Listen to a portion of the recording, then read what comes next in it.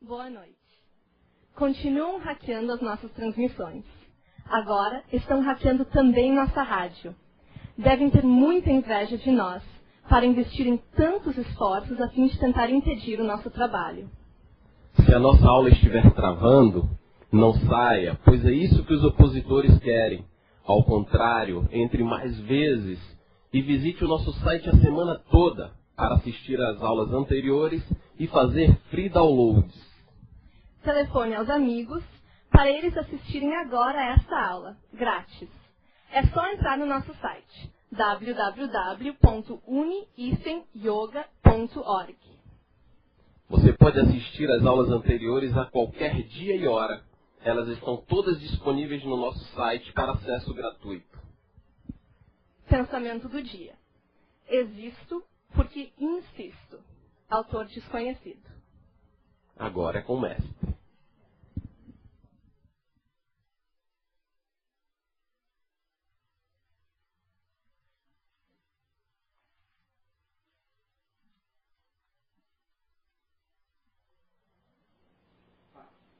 Boa noite, pessoal. Vamos começar a aula de hoje com o Puja. O Puja é uma saudação prévia que fazemos como tem sido feito há milênios na Índia. Com a mesma intenção com que um aluno oferece a maçã ao professor, vamos oferecer esse Puja ao mestre de Rose. Imagine o corpo do mestre de Rose envolvido pela tonalidade verde esmeralda e transmitindo votos de rejuvenescimento. Como ação efetiva, divulgue essa aula aberta para todos os seus amigos. Swastika.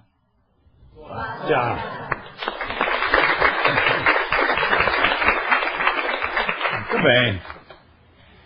E por falar em divulgação, nós temos aqui uma ação efetiva da Anaí. Ela entrou em contato com esta revista de yoga da França. Dá para pegar bem.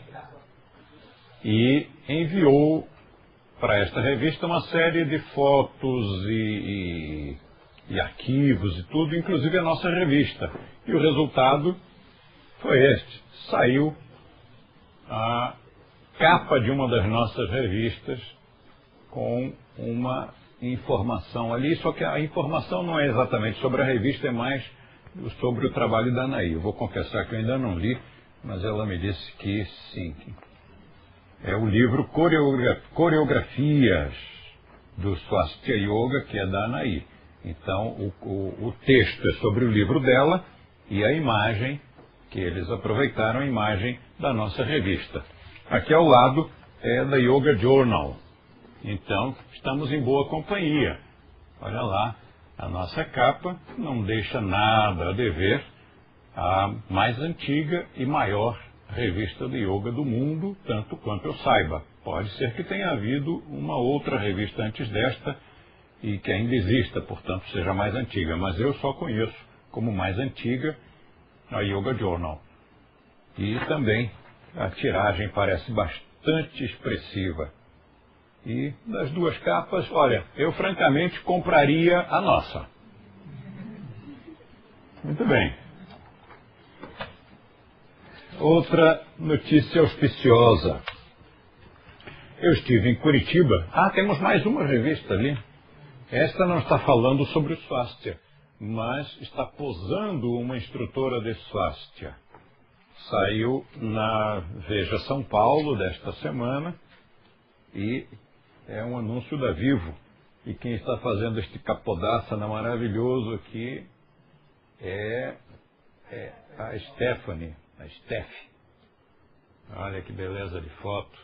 Bacana. Parabéns, Steph. Parabéns, Vivo. Parabéns, Veja São Paulo. E eu estive em Curitiba divulgando este CD que não vai ser vendido. Ele vai ser dado aos alunos e aos prospects. E rapidamente o Nilson e a Laurita, inclusive me parece que foi a Laurita que foi lá para o computador e criou já a etiqueta. Olha que coisa mais linda. Essa aqui foi montada pelo Daniel Cambria. Mas olha que bonito que ficou. E imagine candidato que chegar na sua escola procurando por informações, ele além de ganhar o nosso livro, Tudo sobre Yoga, ele também vai ganhar um CD-ROM com tanto material que ele nem imagina. Ele vai ficar muito feliz. É mais um diferencial, só a nossa escola faz uma coisa dessas.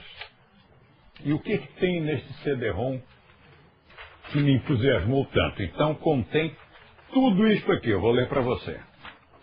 Contém 16 artigos. Vou ler alguns títulos. Um yoga que não é zen. O Brasil está exportando cultura. Jovens ajudando jovens a manter-se longe das drogas.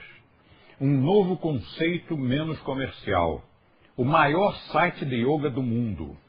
O yoga nas empresas. O paradigma do emprego. O yoga não é alternativoide. O yoga antigo é fascinante. A galera jovem e o yoga antigo. O Homo sapiens sapiens mais parece Homo stultus. Bom, eu tinha que pôr, porque realmente é um desabafo da gente, depois de fazer algumas observações. O que é o Swastika Yoga e o Yoga através da história? Esses são alguns títulos, alguns artigos. São artigos que, inclusive, os alunos e qualquer pessoa, os instrutores, todo mundo pode usar para publicar em jornais e revistas. Esses artigos são meus, são de minha autoria e estão com o direito liberado para você usar como quiser. Depois vem documentação, porque às vezes as pessoas querem ter uma reprodução de um certificado, de um diploma, até para verificar se é verdadeiro e tudo mais. Se não for, tem que pôr esse cara na cadeia. Então, certificados de título de mestre, de notório saber, de comendador e de doutor honoris causa, todos eles emitidos por várias instituições do Brasil e no exterior. Fotos de celebridades. Tem muita foto de gente importante, de gente famosa, ou praticando já com traje de prática, ou segurando o nosso livro, ou posando junto comigo, ou junto com algum instrutor nosso. Hoje eu estive com um surfista antigo e experimentado, e ele disse que a primeira foto que ele viu daquele kit de fotografias que as nossas escolas afixam nas paredes, a primeira coisa que ele viu que impressionou foi a foto do Kelly Slater. E estava o Kelly Slater, o professor dele, que é o Pedroca, professor de Swastika Yoga, e o Guga. E então aquela foto impressionou. E realmente é interessante, é uma curiosidade. Depois tem fotos de arte da companhia Swastika de Artes Cênicas, lá de Curitiba, são lindíssimas. Cada foto daquelas daria um quadro. Depois fotos da agência Yoga Models e uma série de outras fotos. Depois vem o arquivo de perguntas e respostas. Só esse arquivo por si só já é um livro. Tem perguntas e respostas sobre tudo. E as perguntas e as respostas são classificadas por temas. Então, não precisa ler tudo, vai direto no tema. Quero saber sobre yoga, vai lá. Sobre o yoga antigo, Swastika. Clica, vai lá. Sobre benefícios. Nosso foco não é benefícios, então a gente explica lá direitinho. Para o candidato, para o aluno, é muito importante saber isso. Para o jornalista. Sobre formação profissional, sobre a Universidade de Yoga, sobre a regulamentação da profissão, sobre a nossa revista, sobre a nossa relação com a imprensa, sobre a nossa rede, sobre franquia versus credenciamento. Você sabia que nós não somos franquia? Ninguém sabe. Todo mundo acha que nós somos franquia. Não somos. Cada unidade pertence a uma pessoa diferente e não tem relação de franquia conosco. Então isso é muito interessante porque sempre os empresários nos perguntam, mas De Rose, isso cresceu muito, como é que você controla? Você deve ficar louco para controlar isso. Não preciso controlar nada. Como não tem royalties a pagar, ninguém tem motivo para fazer contas erradas. Então eu nem quero saber de conta alguma, ninguém tem que pagar nada. E aqui está tudo explicadinho, como é que funciona. Carta ao revisor, explicando que yoga tem que ser com Y. depois um artigo muito bom sobre o acento na palavra yoga, e finalmente um livro inteiro intitulado O que é a Uniyoga, que é aquele livro que foi o trabalho de conclusão de curso do Tiago Massi, da Faculdade de Administração de Empresas, e é o primeiro trabalho científico sobre o fenômeno Uniyoga. Então o livro inteiro está aqui também. Então a pessoa tem um universo de informações a consultar. E esse CD-ROM, nós vamos disponibilizar o arquivo para que cada unidade copie à vontade e entregue às pessoas que peçam informações e também aos seus alunos. Você já imaginou a quantidade de gente bem informada que nós vamos conseguir se todas as unidades realmente entregarem este CD-ROM com todos esses arquivos a todos os candidatos que vierem pedir informações? E como são muitas pessoas, o nosso cálculo é de alguma coisa como 60 mil pessoas por ano sendo informadas. E isso é muita coisa.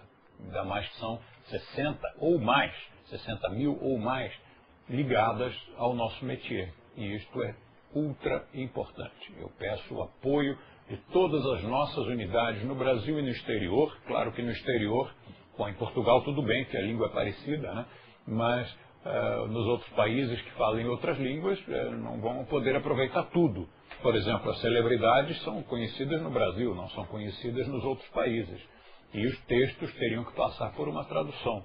Mas, na medida do possível, que usem também. Porque, primeiro, é um grande diferencial, nenhuma escola de yoga faz isso, e depois é uma quantidade de informação preciosíssima.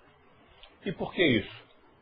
Porque eu sinto que a opinião pública não tem a mínima ideia do que somos nós. As pessoas e a imprensa não sabem realmente o que nós fazemos. Isto é chocante, isto é impressionante. Imagine você trabalhar quase meio século numa coisa só, sempre seguindo a mesma linha de trabalho, com livros e mais livros publicados. Eu tenho 22 livros publicados. A Folha de São Paulo declarou que são mais de 1 milhão de livros vendidos, os meus livros. E apesar disso, e a quantidade de entrevistas que eu dei por essas décadas afora, e apesar disso, as pessoas não terem a mínima ideia do que nós fazemos, de quem somos nós, qual é a nossa proposta e tudo mais. Chega uma hora que a gente até se assusta, porque não é possível. Será que as pessoas estão todas nos escutando assim, sem querer saber realmente o que nós estamos dizendo? Quando nós começamos a falar, elas colocam uma rolha em cada ouvido e uma venda nos olhos. Então, nós vamos ter que recrudescer esta campanha para esclarecimento. Claro que o objetivo é única e exclusivamente esclarecimento. A respeito de esclarecimento, queria dar mais uma palavrinha com você, até para que você, aluno, você, instrutor, você, diretor de unidade no Brasil ou no outro país, leve bastante a sério essa campanha de esclarecimento. É a constatação, assim, cheia de perplexidade, de que no século XXI, no terceiro milênio, ao invés de as pessoas ficarem mais esclarecidas, o esclarecimento a respeito de yoga sofreu um retrocesso. Nós entramos numa era de obscurantismo. Impressionantemente, hoje as pessoas sabem menos o que é yoga do que no século passado.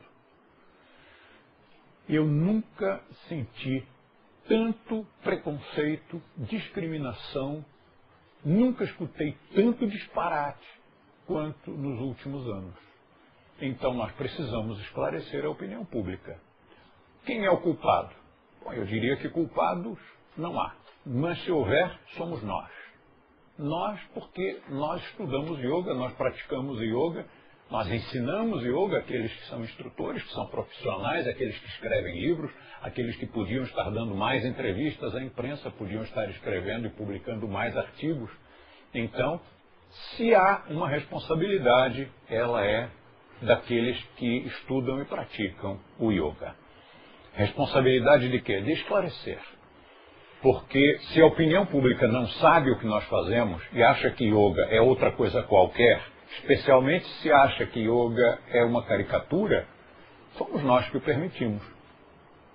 Mesmo que nós queiramos tirar um pouquinho a nossa responsabilidade e argumentar que, bem, veja que, na verdade, nós estamos fazendo um trabalho muito sério, mas há legiões de pessoas não tão sérias que caíram de paraquedas, porque yoga entrou na moda, então estes aventureiros, estes oportunistas entraram no métier e confundiram o meio de campo, passando informações desencontradas para a imprensa e esta para a opinião pública. Também é verdade, mas não justifica. Nós, se vimos, se constatamos isso acontecendo, precisávamos fazer mais alguma coisa, precisávamos reagir, precisávamos prestar mais esclarecimentos, precisávamos procurar mais a imprensa, precisávamos publicar mais. Há um ditado acadêmico que diz que quem não publica não existe. E é verdade, em qualquer área. Eu diria mais que quem não escreve não existe, porque palavras o vento leva. Mas aquilo que está grafado, aquilo que está registrado no papel, em livros, em revistas, em jornais, de alguma forma isto fica. Então, você que é instrutor, você que é diretor, você que é aluno, use o material deste CD-ROM e saia comunicando o yoga para o mundo inteiro, para todos os jornalistas, para todos os políticos, para todos os empresários, para os seus familiares, para os seus amigos. Nós queremos que cada cópia deste CD-ROM gere mais uma centena de filhotes. E aí sim nós vamos começar a considerar que a opinião pública está começando a ficar bem informada. A sensação que me dá hoje, no século XXI, que já entrou há 5 anos completos, nós já estamos agora em 2006, a sensação que me dá é que a opinião pública gosta muito do yoga, mas gosta muito do yoga como uma proposta alegrezinha, uma proposta levezinha, uma proposta que não é para ser levada a sério. É uma coisa para a gente badalar, para a gente dizer, eu faço, eu conheço, eu já fiz, sim, claro. Mas, na hora em que nós queremos falar com seriedade sobre yoga, as pessoas mudam de assunto. A mim me passa uma sensação, veja lá que pode ser alguma neurose minha, afinal, eu trabalho na área há quase meio século, e durante todo esse tempo a gente passa por alegrias e tristezas, e como seres humanos que somos, é inevitável que algumas coisas machuquem. Pode ser neurose minha, mas a sensação que me dá é que todos querem saber sobre yoga, inclusive todos querem nos entrevistar sobre yoga, mas sobre as amenidades. Se nós começarmos a falar sério sobre yoga, aí já ninguém mais quer conversar sobre e ninguém mais quer fazer entrevistas, ninguém quer publicar aquilo que a gente falou. Sabe qual é a sensação que me passa? É que algumas pessoas da opinião pública veem o yoga como um assunto para aquelas revistas de amenidades. Revistas que falam sobre o yoga como um método para combater celulite, para emagrecer, para deixar você mais feliz, para você fazer nas horas vagas, não tem o que fazer na parte da tarde, faça yoga, é muito bom. Agora, se você disser, desculpe, mas yoga é uma filosofia, yoga é um sistema, yoga é uma cultura, bom, aí já não interessa. Se nós, por exemplo, dissermos que vamos falar sobre alguma outra coisa que não seja yoga para benefícios, vamos falar de yoga de verdade, yoga em profundidade. Não, isso não interessa. Outra impressão que me passa é que quando um profissional da área de yoga dá uma entrevista, claro, somos sempre muito procurados, todos nós. Obrigado a esses que nos procuram. Mas a sensação que me dá é assim: Se começarmos a querer respeito para o yoga, a reação de algumas pessoas é mais ou menos como se fôssemos profissionais da área de circo. Então, se nós disséssemos assim, bom, eu sou um contorcionista, eu sou palhaço, eu sou equilibrista e faço isso apenas para divertir as pessoas. Ah, então esse cara é muito bom, é um profissional muito honesto, olha só, que modéstia, né? Que senso de realidade naquilo que ele faz. Mas se esse mesmo profissional fosse entrevistado e dissesse, olha, isso tem que ser respeitado, afinal, são tantos anos de profissão, tantos livros publicados, nosso assunto é sério, isso aqui é uma filosofia, e o fato de eu trabalhar em circo, né, de ser equilibrista, contorcionista ou palhaço, eu tenho doutorado em palhaço de circo e preciso ser respeitado como palhaço. E aí as pessoas reagem assim, mas o que esses saltimbancos estão pensando? E aí reagem mal. Reagiriam muito bem e elogiariam se nós não quiséssemos ser levados a sério. Mas reagem muito mal se nós quisermos ser levados a sério. Então, com uma certa tristezinha no coração, eu vejo as coisas evoluírem, ou melhor, involuírem, para o fato constatado de que a opinião pública como que nos cobra falta de seriedade. É isso mesmo. Se nós quisermos fazer um trabalho sério, as pessoas reclamam. Mas se nós não fizermos um trabalho sério, as pessoas aplaudem e dizem, olha que legal, a gente pode entrar, não precisa fazer teste de admissão, a gente pode entrar a hora que quiser, a gente não precisa fazer exame médico, não tem teste mensal. Não é sério, é gostoso, é descontraído, a gente vai lá para relaxar. Mas se nós dissermos, não, isto aqui é uma escola, tem teste de admissão, tem prova mensal, tem que ler livros, tem uma disciplina, tem que entrar com exame médico. Bom, aí as pessoas já começam a dizer, mas aquilo ali é muito sério, né? É muito sério para mim. Bom, como eu disse para você, pode ser que isto não seja a realidade, mas é a minha percepção da realidade. Espero que a sua seja diferente. Mas se eu tiver um pinguinho de razão nisso, me ajude. Ajude o próprio yoga. Vamos melhorar a imagem do yoga e do nosso trabalho. Nosso trabalho é um trabalho bonito, amplo, sério, poderoso. É uma cultura que está revolucionando o mundo. Clique. Agora outro assunto. Vocês já perceberam, vocês já notaram, já tomaram consciência de que vocês estão mudando o mundo? Você já percebeu que você está mudando o mundo? Você que é instrutor, você que é aluno, você que é leitor, você que simplesmente assiste a nossa aula aqui pela internet, você já percebeu que você está mudando o mundo? Ainda que você não tenha feito nenhum tipo de ação que pudesse reverberar o que você aprendeu conosco, ainda assim, se você mudou já uma célula deste organismo mundial. E se você mudou uma célula, que é você próprio, então você já está contribuindo para mudar o mundo, para melhorar o mundo. Acontece que alguns dos nossos alunos, dos nossos leitores, também conseguiram, além de mudar a si mesmos, conseguiram melhorar até a própria família. Às vezes foi um irmão, o pai, a mãe, ou o contrário, se era o pai que praticava, melhorou a mãe, o filho, o irmão, enfim, transmitiu este conhecimento para a família, contagiou positivamente, saudavelmente, o resto da família.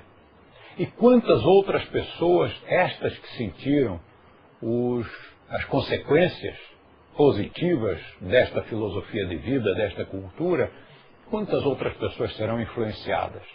Agora, e você que é instrutor, que dá aulas para 5, 10 pessoas de cada vez, que dá entrevistas, que escreve artigos, que escreve apostilas, que escreve livros, você já imaginou a influência o poder que você está tendo de melhorar o mundo através do seu magistério de Swastika Yoga?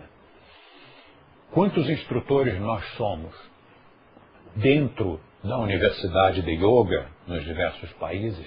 Nós temos mais de 1000 instrutores formados por nós que estão trabalhando fora da Universidade de Yoga, mais de 5.000 instrutores. Você já imaginou toda essa gente mudando o mundo, todas essas pessoas criando uma nova consciência? É preciso que sintamos entusiasmo por isso, orgulho por isso.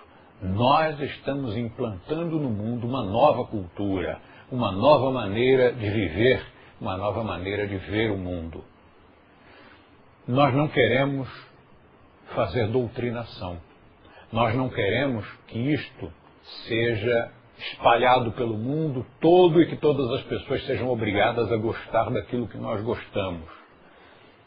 Eu insisto, repito sempre, que o nosso trabalho não é doutrinar, não é mudar a opinião das pessoas. O nosso trabalho é achar as pessoas que já têm a mesma opinião, porque elas certamente devem estar se sentindo perdidas por aí. Devem estar se sentindo um aves rara aqui e outro acolá.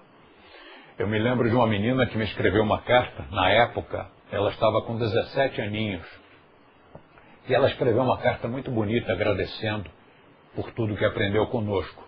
E ela dizia que sempre se sentira como se fosse o coringa do baralho. Ou seja, uma pessoa diferente das outras. E que quando chegou aqui, ela encontrou um baralho em que todas as cartas eram coringas.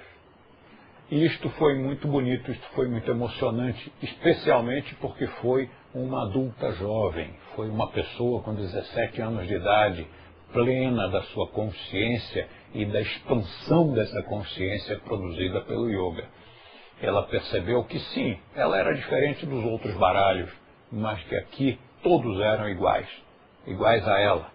Pensavam da mesma forma, tinham os mesmos ideais, comungavam os mesmos ideais. É isso que nós queremos. Não queremos mudar a opinião de ninguém. Não queremos catequizar. Uma pessoa cuja opinião possa ser mudada por nós é uma pessoa influenciável. Nós não queremos gente influenciável. Porque amanhã chega outro e fala outra coisa e ela vai também. Muda outra vez de opinião. Então nós não queremos pessoas que mudem de opinião. Não queremos doutrinar ninguém. Nós queremos pessoas que pensem como nós e que experimentem nos conhecer. Isto é outro tópico. Clique outra vez. Outro assunto. Muitas vezes você vai encontrar pessoas que gostam da gente. Hoje eu tive uma grande alegria, encontrei uma pessoa que não praticava yoga, que já nos conhecia, já tinha até lido nossos livros e tudo.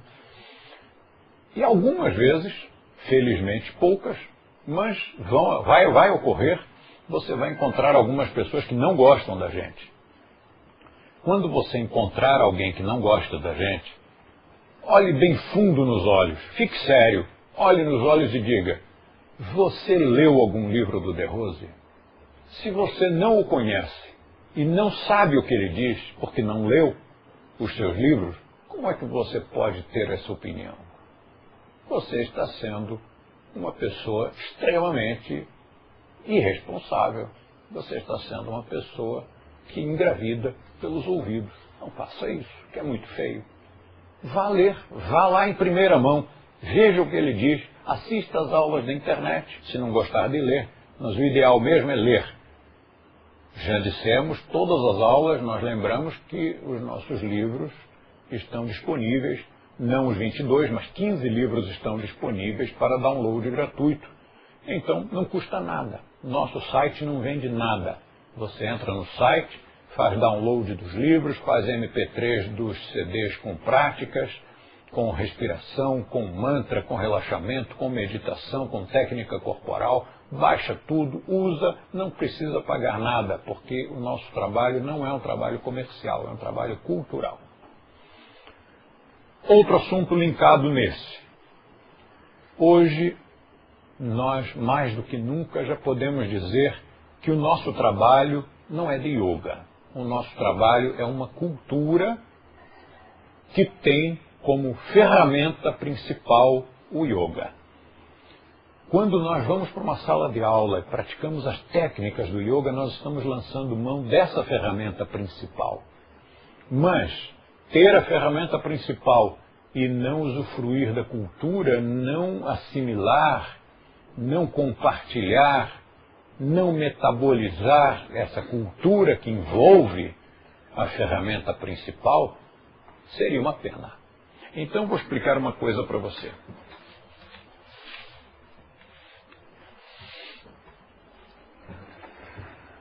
Eu não me lembro se já expliquei isso na transmissão, mas sempre vale a pena relembrar. Um dia, um aluno nosso, que trabalhava em Furnas, uma empresa lá no Rio de Janeiro, conversando com um colega que era físico ou matemático em Furnas e que era indiano, comentou que praticava yoga. Porque achava que todo indiano praticava yoga. Falha nossa. Nós achamos que todo indiano faz yoga e ele acha, lá do outro lado, que todo brasileiro é sambista.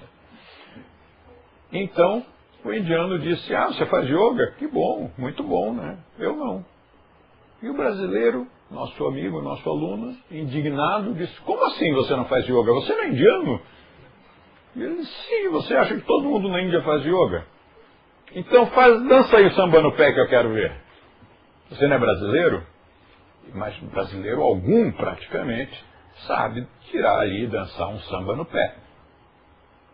Eu sei, porque fui fazer curso com o Carlinhos de Jesus. Cultura geral, né? A gente precisa. E o Carlinhos de Jesus estava comentando que ninguém sabe sambar. Inclusive aqueles que aparecem, inclusive as mulatas que aparecem na televisão sambando lá em cima dos carros alegóricos, eles estão tudo errado, aquilo não é samba. Tá, então... Pronto, entendi. Você é indiano, não pratica yoga. Na Índia, nem todos os indianos praticam yoga, aliás, bem poucos. Continuaram conversando sobre assuntos diversos. Daí a pouco falaram qualquer coisa sobre meditação. E o indiano disse, eu pratico meditação. Aprendi com meu pai. Muito bom. E falou qualquer coisa, dissertou sobre meditação. Dali a conversa evoluiu, foi para outros temas e respiração. Importantíssimo respirar. Aprendi respiração, sim, aprendi com o meu avô. Meu avô me ensinou uns pranayamas. Olha, coisa boa, viu? Cada vez que eu preciso eu faço ali um pranayama e aquilo funciona. Ali falaram em seguida sobre mantra. Mantra, fantástico, poderosíssimo. Aprendi mantra com a minha mãe. Asana, aprendi asana no colégio, com meus professores de colégio. Sim, asana incrível, maravilhoso. Fez até um asana.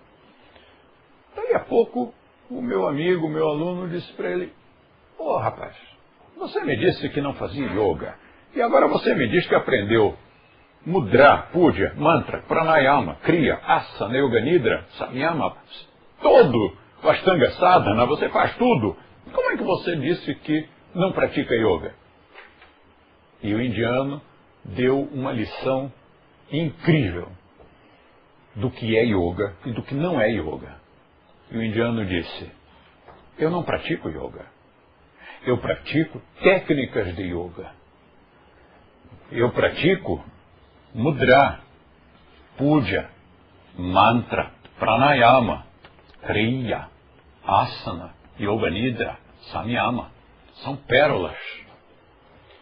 Mas, se não houver um fio que as una, eu não tenho uma joia, eu não tenho um colar. E isso é realmente a nossa visão, essa é realmente a nossa visão. Técnicas de yoga não são yoga, porque yoga significa união. Yoga é o fio de filosofia de vida que liga essas técnicas entre si e as integra no pescoço da pessoa que veste o yoga. Então, uma coisa é você praticar uma técnica, vai na escola, faz uma aula, faz uma horinha de prática de Ashtanga Sadhana, mesmo que seja ortodoxa, com um bom professor, e que você pratique com muito bhava. Mas, se você sair da sala de aula e deixar o yoga na sala de aula, e disser, bom, agora eu não estou mais praticando yoga, agora eu estou na minha vida, agora eu estou praticando o meu esporte, eu estou trabalhando no escritório, eu estou bebendo com os amigos no bar, estou puxando o meu fuminho, estou comendo a minha picanha. Então, e o yoga em si? Você fez as técnicas, mas e o yoga?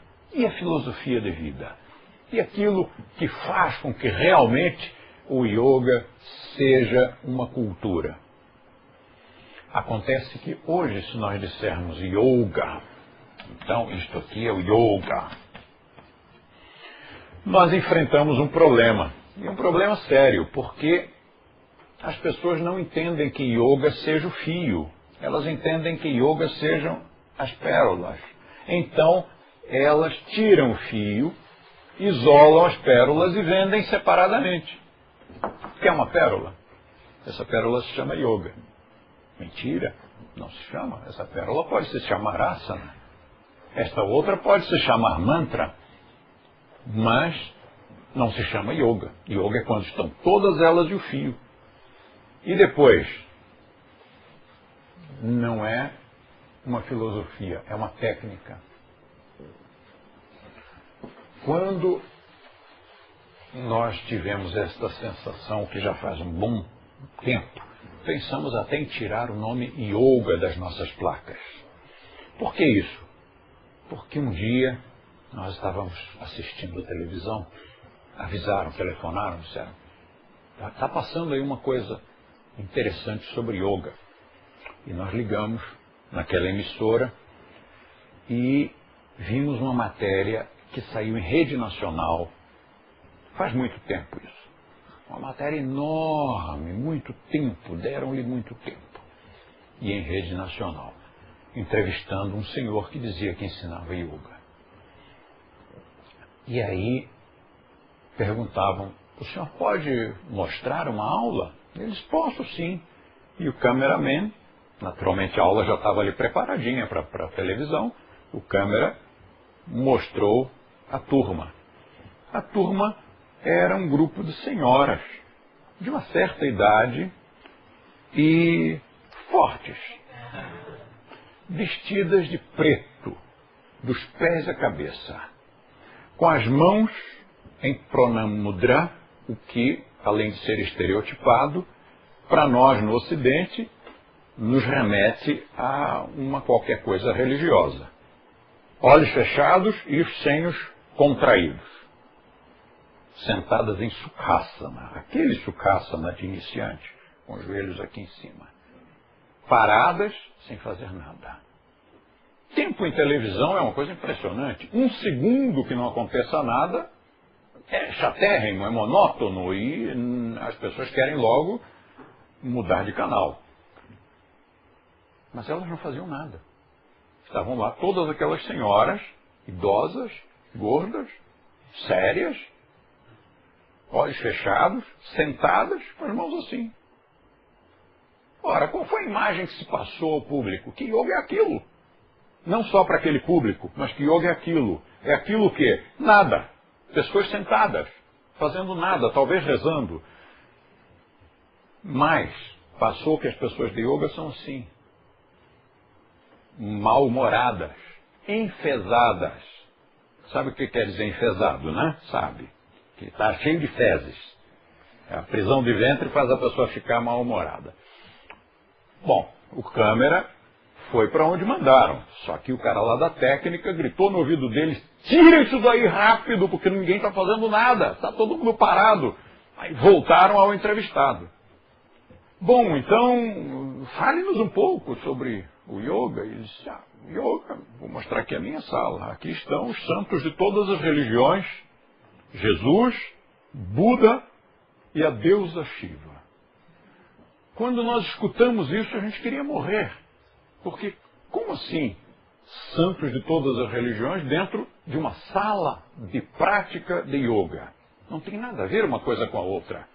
O que Jesus tem a ver com yoga? Nada. O que Buda tem a ver com yoga? Menos ainda. O budismo é uma heresia do hinduísmo. Tecnicamente, sim, é assim.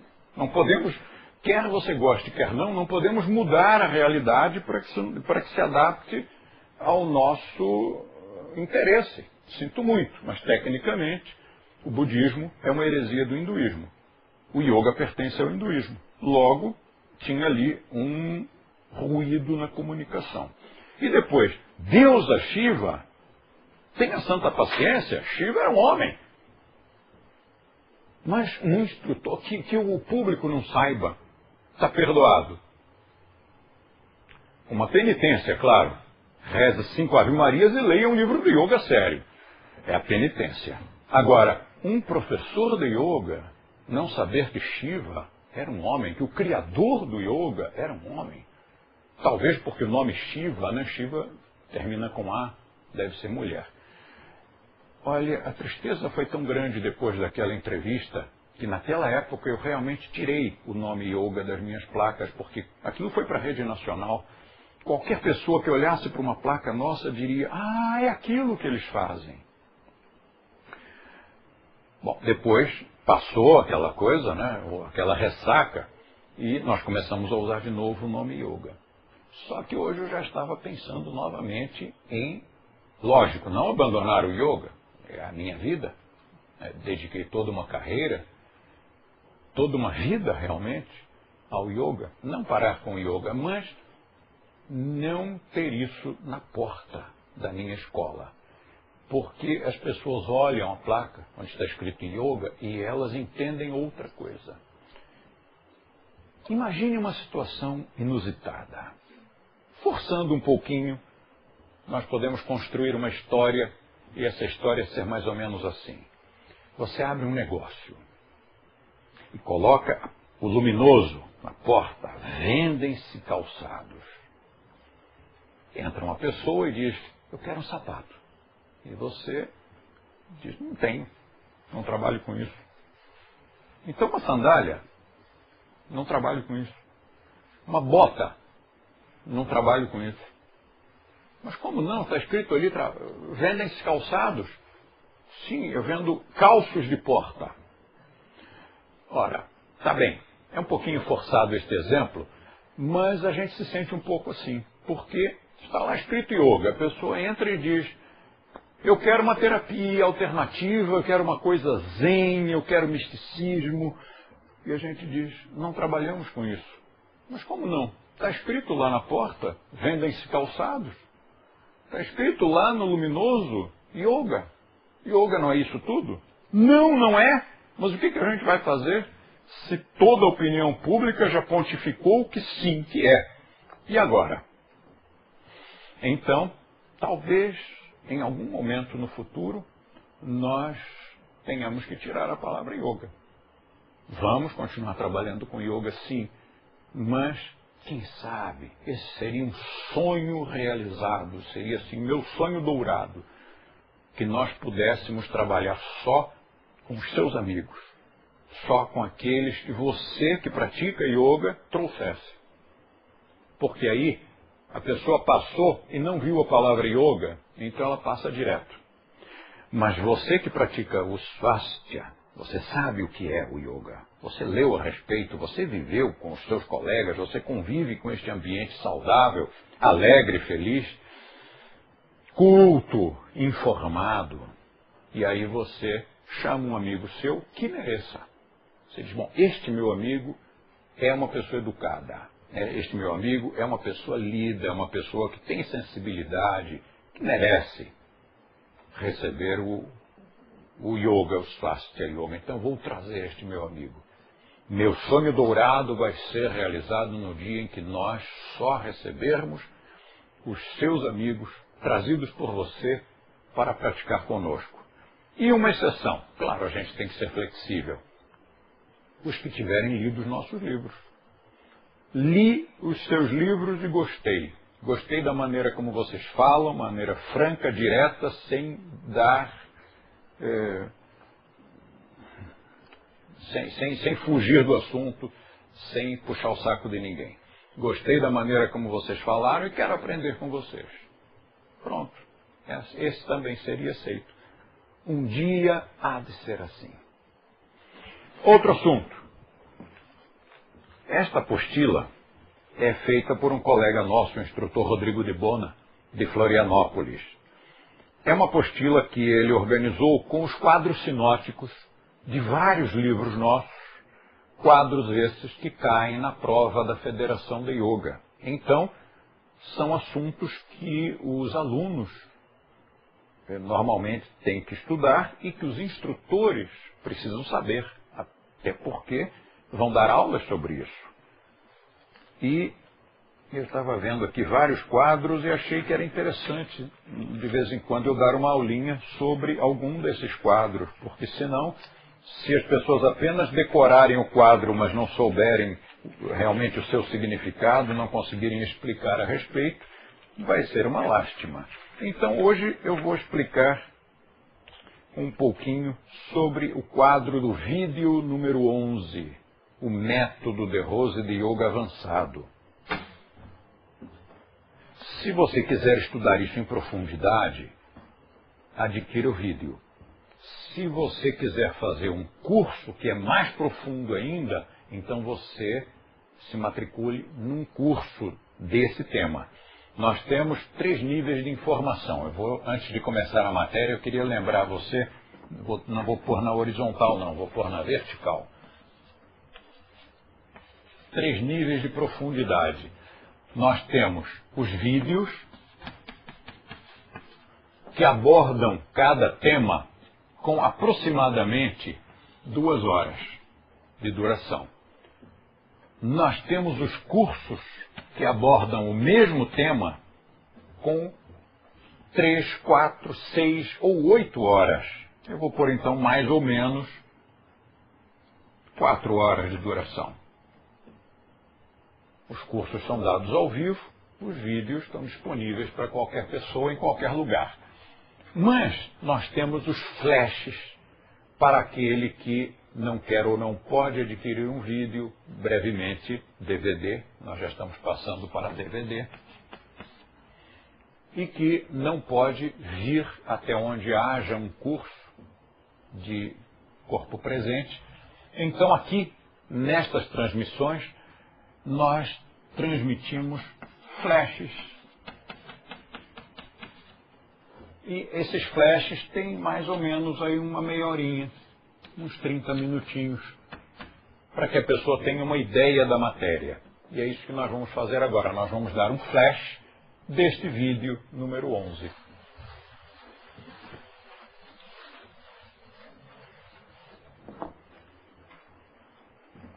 O tema é o seguinte: Swastika Yoga. Tem todas aquelas características que você já conhece. Se não conhece, nós vamos falar outra vez nos próximos cursos aqui, e também está lá nos livros, nos vídeos, enfim, tem um monte de informações sobre as características do Swastika Yoga. Mas, independentemente disso, há o nosso método de trabalho. E, nesse método de trabalho, nós começamos pelo fim. Opa, obrigado. Ganhei um chai. Quero contar uma história sobre chai. Nós temos um instrutor em Buenos Aires que é o Fernando Brasil. Ele não se chama mais Fernando Brasil, o nome dele é Fernando Prado Brasil. E como ele se chamava Fernando Brasil, as pessoas achavam que o Brasil era apelido, porque ele estava na Argentina, era brasileiro, então, para evitar isso, ele agora se chama Fernando Prado. É o outro nome dele, Fernando Prado Brasil. Bom, Fernando Prado me contou, salvo engano, hein, porque eu, como viajo muito, conheço muita gente, converso com muita gente, pode ser que eu confunda, e depois estou ficando velhinho, né? Pode ser que eu confunda os personagens, mas que eu me lembre foi o Fernando Prado que me contou essa história. Ele dá aula para uma senhora indiana. E o marido indiano se sentava sempre, provavelmente tinha que buscar a esposa, né? E enquanto esperava o final da aula, ele ficava muito mal, assim, não estava à vontade. Sério. Meio zangado até. Desconfortável. E o professor tentava tudo, né? O diretor, ele é o diretor da escola, tentava tudo para conseguir ali uma comunicação, afinal é o marido da aluna. Não fica bem ele estar aqui tão desconfortável. Mas o senhor não sorria, não conversava, respondia com monossílabos e mostrava que não gostava da gente. E não estava afim de papo. Dali algumas tantas vezes, um dia, Fernando perguntou, o senhor aceita um chai? E o indiano disse, chai? Vocês têm chai? Quero ver. E o Fernando foi lá e levou um chai para ele. E ele fez isto.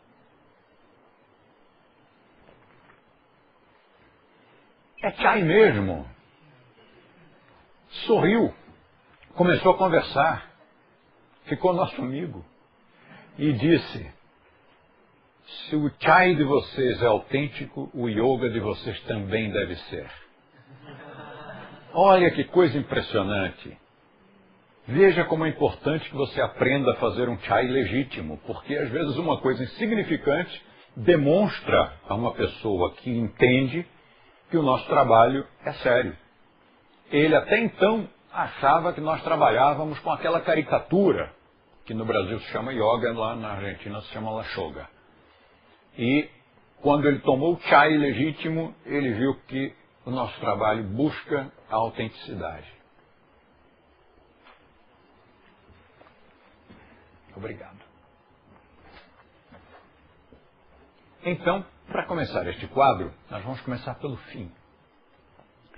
E o fim é a finalidade do yoga. Para que se pratica yoga? Vocês se lembram da definição? A definição do yoga que nós utilizamos, a nossa definição do yoga. Ao nosso ver, essa definição contempla todos os tipos de yoga, antigos e modernos, orientais e ocidentais, os que trabalham com isto, que trabalham com aquilo, não importa qual é a linha, qual é o ramo, esta definição parece ser mais abarcante. E ela diz, yoga é qualquer metodologia, olha que tolerância, de 360 graus, yoga pode ser qualquer coisa. Yoga é qualquer metodologia estritamente prática. Yoga não tem teoria, gente. Tudo que nós damos como teoria no yoga, no currículo de yoga, é história, teoria da prática, ou seja, é a técnica, ou sânscrito, ou opiniões. Yoga mesmo é na hora que a gente cala a boca, senta e faz. Aí é yoga. Na hora que a gente põe em prática. O fato do yoga não ter teoria, para nós é uma vitória, é um trunfo que nós guardamos, porque não tendo teoria não pode doutrinar. E foi isso que me trouxe para o yoga. Rebelde do jeito como sempre fui e continuo sendo, se alguém quisesse me manipular ou fazer a minha cabeça, eu me desligaria daquilo e imediatamente sairia chutando balde. Então, yoga é qualquer metodologia estritamente prática, mas para quê? Conduz a quê? Yoga é qualquer metodologia estritamente prática que conduz ao samadhi. Pronto, ali está a nossa meta. Esse é o diferencial. Quando você pratica uma coisa que seja estritamente prática, não, esquece a teoria, esquece a especulação filosófica, prática. E essa prática conduza a esse estado expandido de consciência, denominado samadhi, que é característica única do yoga, então essa coisa se chama yoga. Conduziu ao samadhi por via prática é yoga. Só o yoga? Sim, só o yoga. E Satori, e esses outros estados, são outros estados, tanto que tem outros nomes. Outros nomes e outra metodologia. O yoga é um estado expandido de consciência que constitui o diferencial do yoga. Só pelo yoga se alcança. E se você alcançou o samadhi por um meio prático, estritamente prático, e que não é yoga? Então pode trocar o nome, é yoga. Vai lá e risca onde está escrito outra coisa qualquer e escreva yoga. É yoga. O que acontece é que não é de hoje que muitos professores e escritores notam que quando você fala yoga vem uma carga de preconceito e de desinformação. Então eles mudam o nome. Por exemplo, há um livro intitulado A Índia dos Yogis. Foi escrito pelo Dr. Caicedo. O Dr. Caicedo criou uma divisão na medicina, um ramo da medicina chamado sofrologia médica. E o que é sofrologia médica? Quando você lê o livro dele, A Índia dos Yogis, ele ali confessa, é yoga. Mas ele não pode chamar de yoga, senão as pessoas não vão entender o que ele está propondo. Então, deu-lhe um nome. Pegou um pedaço do yoga, é claro, não pegou o yoga inteiro, pegou um pedaço do yoga, o que servia para a medicina, chamou de sofrologia médica. Um outro criou uma coisa chamada Arika. O que é Arika?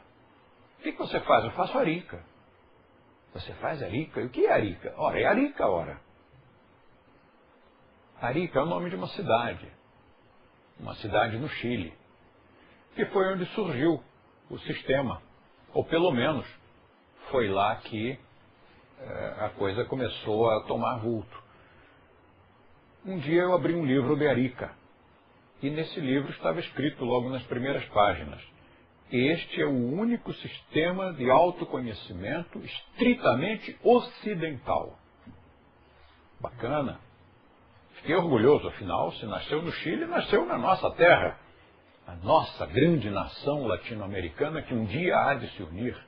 Um dia havemos de ser um só país, uma só nação, ou pelo menos uma só união, como o caso da União Europeia. Já estamos caminhando para isso, vai haver uma União Latino-Americana. Portanto, fiquei orgulhoso, nasceu aqui mesmo, o primeiro e único sistema estritamente ocidental de autoconhecimento. Viro a página e tem um mandala hindu do yoga. Eu viro outra página e um yantra do yoga.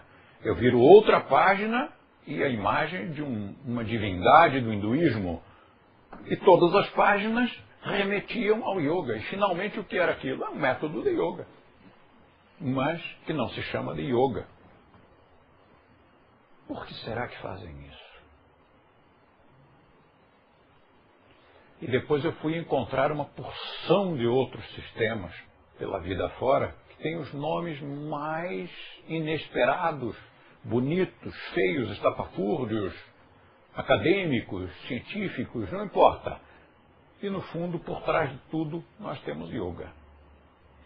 Então, yoga é qualquer metodologia estritamente prática que conduza ao samadhi, o estado de consciência expandida que caracteriza o yoga. Praticou, entrou naquele estado, o que você praticou, desculpe, mas é yoga. Tenha lá o nome que tiver. Quem disse isso? Foi Patanjali, o codificador do yoga clássico, quando no Yoga Sutra ele coloca 8 níveis de técnicas e desenvolvimento, e o último, a meta, é o samadhi. Então, samadhi é a meta do yoga. É onde nós queremos chegar. Qualquer um pode chegar ao samadhi? Depende da ótica. Se você estiver numa escola cujas técnicas não sejam muito eficientes, você vai aprender que samadhi é muito difícil e que só os grandes mestres entram em samadhi. Por quê? Por que você aprendeu isso? Por que lhe disseram isso? Porque como o método não funciona, os alunos não entram em samadhi, os praticantes não entram. Então eles têm que se reportar à memória de algum mestre no passado daquela linhagem que eventualmente tenha conseguido.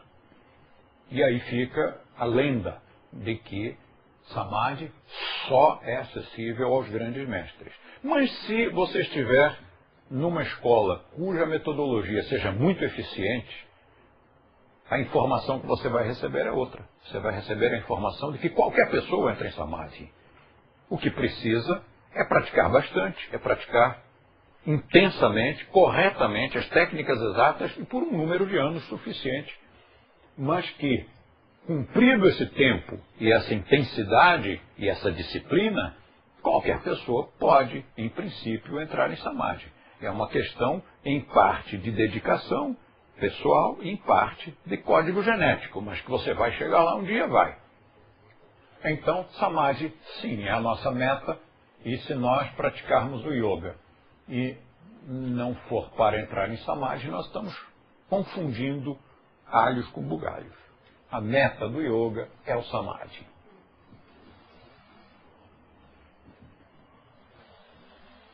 Queremos chegar aqui.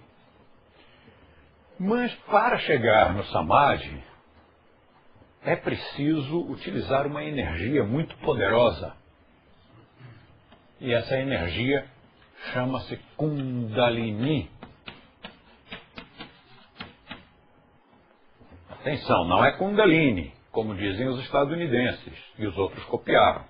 Não é Kundalini, é Kundalini. Kundalini. A última é longa e a primeira é tônica. Kundalini é um tipo de energia, é uma energia de natureza neurológica e manifestação sensorial. É uma energia física. Não é espiritual, pelo amor de Deus. Há também várias escolas de yoga que dizem que é uma energia espiritual e aí entram em pânico, porque o que é espiritual? Você sabe? Eu não sei. É uma coisa que cada um interpreta de um jeito. Há gente que diz que tem problemas espirituais e, na verdade, são problemas emocionais ou psiquiátricos. Não são problemas espirituais. Então, Kundalini é uma energia física de natureza neurológica. E essa energia precisa ser despertada para que você alcance aquele estado expandido de consciência denominado Samadhi, que proporciona o autoconhecimento. Quem foi que disse que precisa despertar a Kundalini, porque senão não consegue entrar em Samadhi? Foi o De Rose, é claro. Sempre fui eu. A culpa é do De Rose. Só que, desculpe, mas quem disse isso foi Shivananda antes do De Rose nascer. E ele teve a bondade de escrever isso num livro, que é o livro intitulado Kundalini Yoga. E nesse livro ele diz com todas as letras: sem Kundalini não há Samadhi. Ora, se Samadhi é a meta do yoga, fazer yoga e não despertar a Kundalini é tão eficiente quanto jogar ping-pong, no sentido do autoconhecimento. Então, isto aqui constitui a etapa final. Eu vou pôr aqui deste lado, porque como isto é apenas um flash, normalmente eu poria do lado de lá, porque aqui eu desenvolveria mais coisas. Mas vamos pôr aqui, etapa final. Esta é a etapa final. Você desperta Kundalini e isto funciona, é uma grande energia, funciona como um explosivo. Imagine ali uma reserva de 10 milhões de megatons de TNT, trinitrotolueno, dentro do seu corpo e aquela explosão da Kundalini produz um clarão. E esse clarão é o Samadhi. Só que, para conseguir fazer isso, você tem que promover uma verdadeira metamorfose no seu corpo, no seu sistema neurológico e no seu sistema endócrino. Então, para conseguir isso, você depende de uma etapa inicial.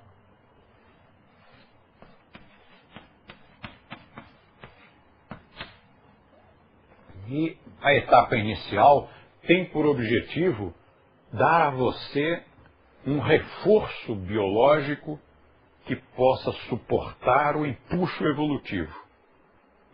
Então, aqui você vai praticar yoga, ou seja, aquilo que as pessoas chamam de yoga, porque yoga é tudo isto.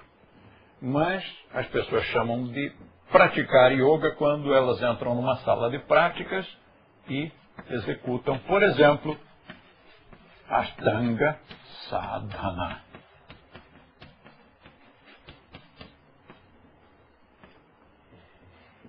Sadhana quer dizer prática. Anga, parte. Ashta, 8.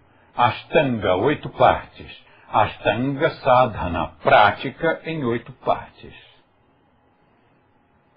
Quando a pessoa pratica mudra, puja, mantra, pranayama, kriya, asana, yoga nidra, samyama, Ashtanga Sadhana, ela diz que está praticando yoga. Nesta ordem, chamamos de Adi Ashtanga Sadhana.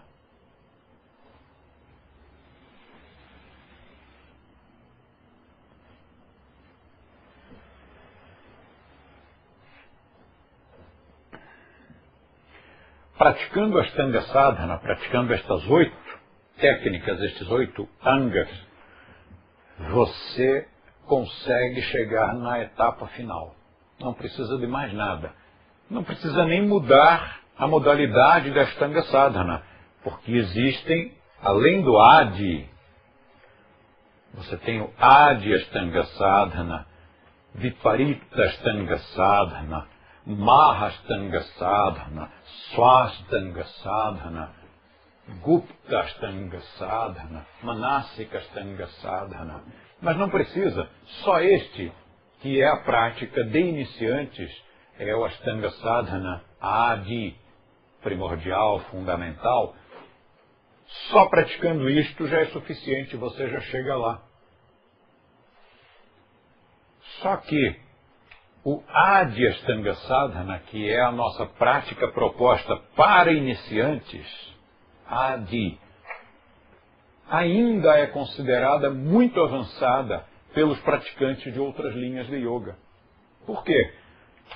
Porque tem mudra, puja, mantra, pranayama, kriya, asana, yoga nidra, samyama, na mesma aula, numa só aula, em cada aula.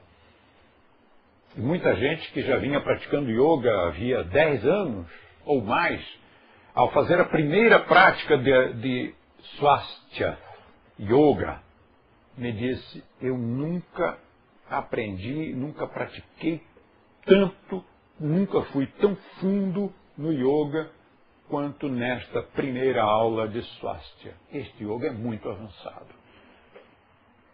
Sim, ele é mesmo. Então, o que é que nós fazemos como preparatório para que a pessoa possa ter acesso à aula mais simples? Nós temos uma técnica chamada pré-yoga.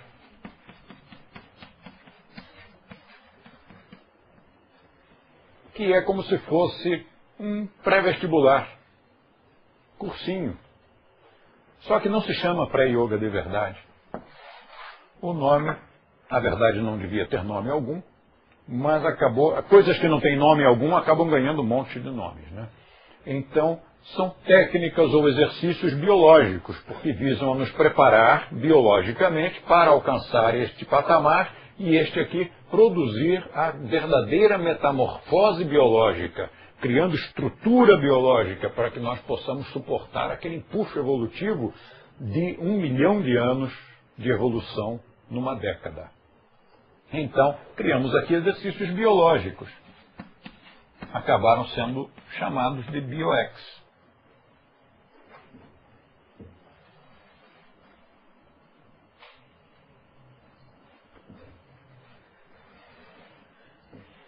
Pronto, está aqui numa proporção menor porque é menos importante. Eu até vou reduzir mais ainda.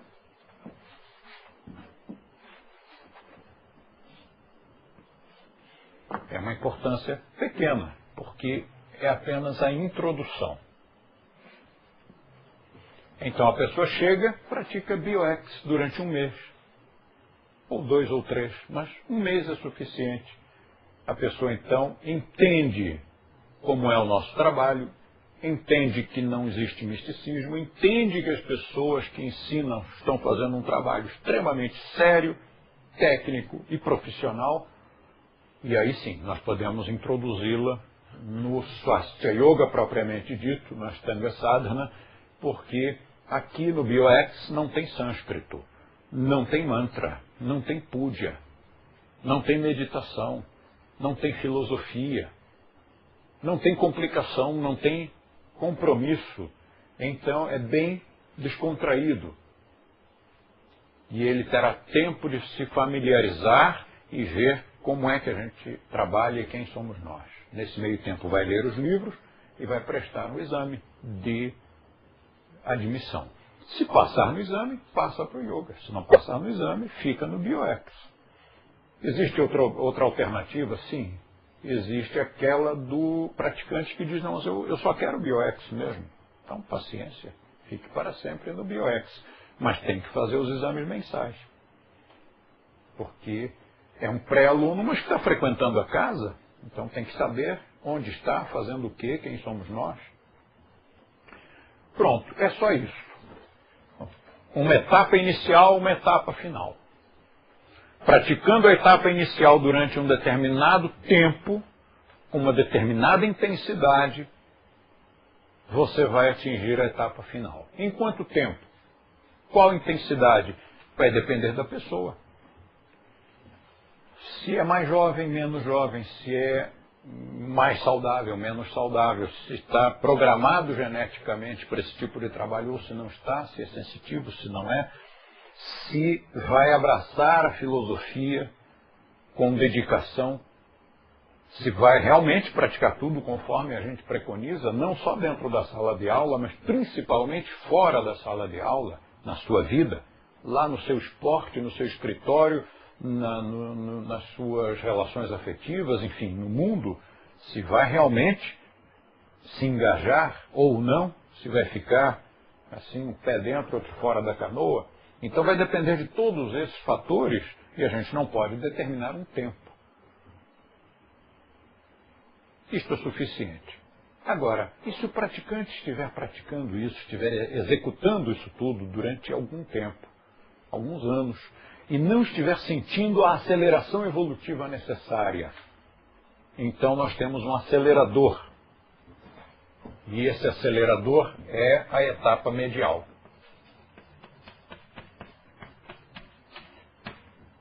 A etapa medial é chamada de acelerador evolutivo. Não precisa.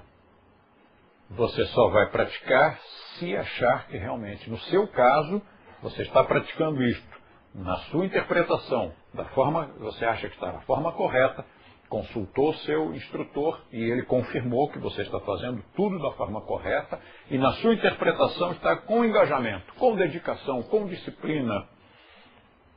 E passados alguns anos você não percebeu a evolução que você esperava. Então, nesse caso, vai usar o acelerador evolutivo. O acelerador evolutivo consiste em 2 elementos.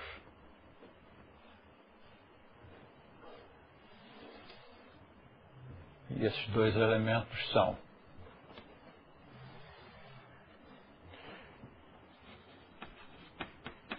Maithuna, que vai funcionar como o detonador, a espoleta, a chispa, que vai fazer o explosivo detonar. Então você tem aqui o detonador, Maithuna é o detonador, Kundalini é o explosivo, Samadhi é o clarão produzido pela explosão.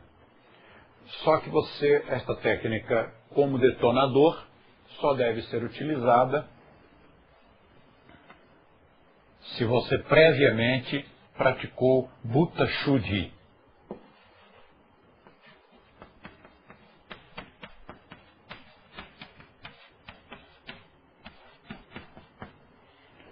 Shuddhi significa purificação. Bhuta são os elementos mais densos. Então, como recurso mnemônico, imagine que são os elementos brutos, a parte bruta. Corpo físico denso, físico energético e chega até o emocional. Então, Bhuta Shuddhi é a purificação dos elementos mais densos. Primeiro você tem que purificá-los para poder, então, utilizar aquele detonador. E assim fica o nosso quadro com o método. O método é isto. Primeiro você entra e vai fazer um pré-yoga. Você ainda não é aluno, é pré-aluno. Passa para o yoga. Se você estudou, leu, prestou exame, passou, se o seu instrutor achar que você pode passar para o yoga, você entra no yoga. Se ele achar que não pode, não pode. Não existe porquê em termos de disciplina oriental. Se ele achar que não pode, não pode. Mas aí, suponhamos que você passou para o yoga. Não precisa de mais nada, vai fazer só Ashtanga Sadhana até produzir aquela explosão de energia que leve você ao autoconhecimento. Esse trabalho pode levar 10 anos, pode levar mais, pode levar menos. Não se sabe. E pronto, tem uma porção de outras coisas a comentar, mas hoje é só o flash. Depois, quem quiser saber mais, procure o vídeo número 11, que tem essa matéria inteira, ou faça logo o curso ao vivo e em cores. Conto com você para nos ajudar. E quero divulgar o nickname que está agora sendo adotado pelos instrutores de Swastika Yoga. Eles colocam lá no Messenger fulano e depois se gostar, defenda. Não, se gostou, defenda. Eles estão escrevendo assim, eu achei maravilhoso. Se você não sabe a que se refere, eu conto na semana que vem. Se gostou, defenda. Swastika.